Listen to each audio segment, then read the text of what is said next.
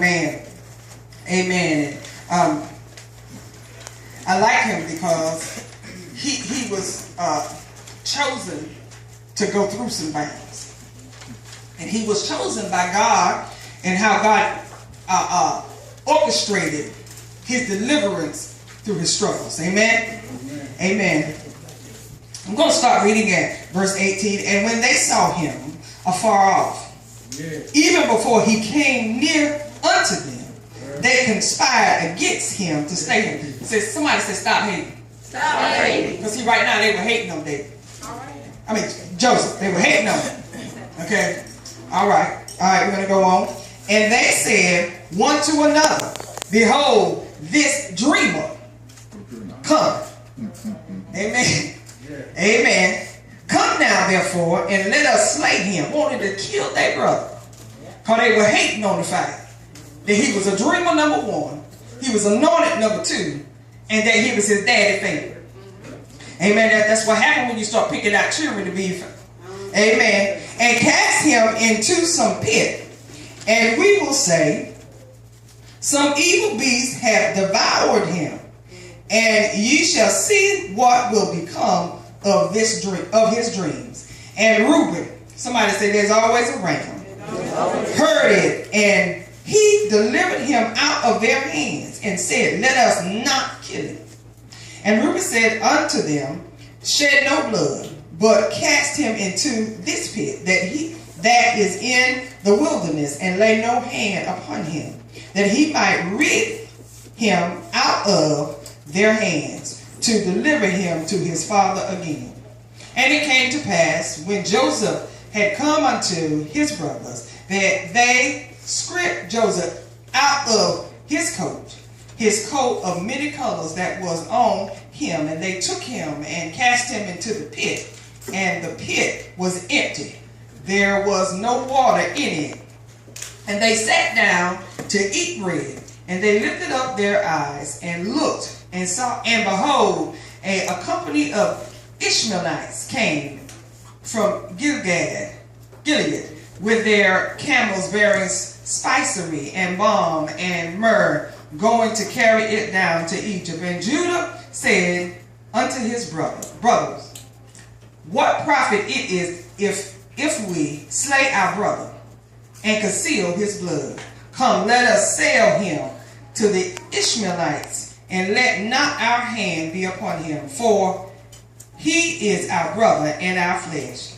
And his brethren were content. Amen. We're going to use, amen, if you give me about 10 minutes, and I'm really meaning 10 minutes.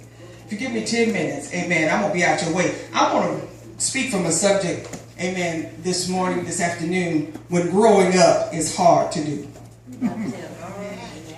Amen. It's hard to grow up in the day and time that we're living in now. Amen. So many things are easy, accessible. I look at where my generation is, and I'm 45, and then I look at my niece and my daughter, my nephew, their generation, and a lot of things that we had that are accessible now wasn't accessible whenever we were, amen, coming up. Amen. And I can just attest that when you, Dr. Morrissey, was coming up, there were a lot of things that children can get now or have access to. They didn't have access to whenever they didn't have access to cell phones. They didn't have access to computers and the internet. They didn't have access, amen, to TV and radio and all this other stuff. Music was, amen, wasn't as explicit as it is today. So they didn't have a whole lot of stuff when you were coming up and when I was coming up. And we had our little stuff. We didn't have a whole lot that were, amen, accessible. Cell phones were used, amen, but we couldn't afford to get one. Now everybody got a cell phone. That's right, that's right. Okay, amen. The internet, amen.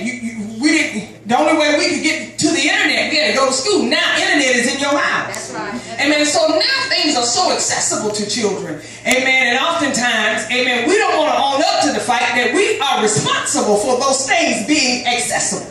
That's right. Oh, I can't get no help in here now. Amen. Had you not bought the cell phone, she wouldn't be talking on it. That's right. Amen. Had you not put the internet in the house, there was no way she could have went to the porn site. That's right. Amen. You better tell Amen. Had you not introduced her, amen, or him to multiple partners of yours. Oh, I can't get no help now.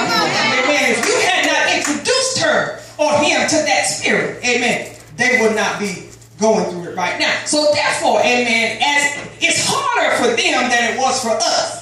Amen. I pray for Brianna because Brianna, amen, has a lot of me in her. Brianna will say what's on her mind. Now, thank God for salvation. Amen. Because I'm saved now, and I know I'm saved because there's some times that I would have said something that I don't. Oh, can't get no help now. Amen. Amen. Now, I know God still got some more saving to do. Amen. I'm talking about on me. I ain't talking about you. Amen. There's some times that I know I should have shut up and I didn't. Amen. There's some things that I should not have done that I did. Amen. And so now, amen, I understand that as I grow up in Christ, amen, even in the spiritual realm, as we grow up, because some of us are still babies. Amen. We've been saved for like 10 years or 20 years or 30 years and you still immature in the things of God. Come on now. Amen. Maturity has not gained. Amen. You're still in the same place you was when you first got saved. Amen. Amen. All right, so let me talk about. Can I just build something real quick? Go ahead. Anyone who has worked with youth will tell you that teenagers, even preteens, can be subject to a host of physiological and emotional stresses that can drastically affect their behavior. In other words, these children are going through so many things in their bodies, in the environment, society-wise, that can and will affect how they behave and respond to it. Okay? The combination of hormones. Amen. Now you gotta understand now they're not putting stuff in the ground like they used to. It's genetically being. That's right. Okay, so when the daughters now or the girls now are developing a whole lot quicker than they did whenever I was going to school. Why? Because they're eating all this processed food and all these hormones being injected to it and it's going into their bodies. Okay. All right, amen. Physical changes and outside stress, like mama and dad. Y'all can be stressful. Amen. You can be stressful. Amen. I'm